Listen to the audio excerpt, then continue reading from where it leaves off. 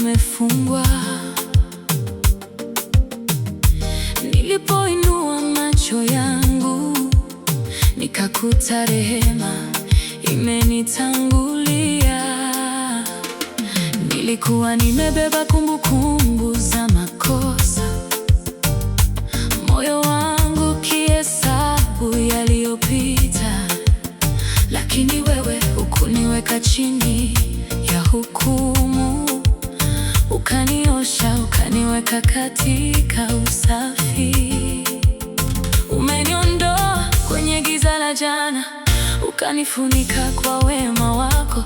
Kama mashariki ilivyo mbali na magharibi, ndivyo ulivyonitenga na makosa yangu. Sio kwa sababu nilistahili, sio kwa nguvu ya mikono yangu. Neno lako limesema wazi, aliungama upeo wa rehema. Amenisamehe, amenisamehe, hukumu yangu imepita mbali. Amenisamehe, amenisamehe, jina langu halijafungwa na jana. Makosa yangu hayatawala kesho, rehema yake imeandika ukurasa mpya. Amenisamehe, amenisamehe, moyo wangu wapumzika ndani yake. Ulinifundisha kutembea katika kweli, sikujificha nyuma ya aibu. Maana ukiri unapofika mbele zako, rehema yako hukutana nao. Ukanirudishia furaha ya wokovu, ukanipa moyo usio na unafiki. Ukanifundisha kuhesabu siku zangu kwa hekima inayotoka kwako. Neno lako linasema dhambi zenu zitafutwa. Sasa sitazami nyuma kwa hofu, natazama mbele kwa unyenyekevu. Umenisitiri chini ya rehema, umenirejesha katika njia yako. Kilichokuwa kimenitenga nawe, sasa hakina sauti juu yangu.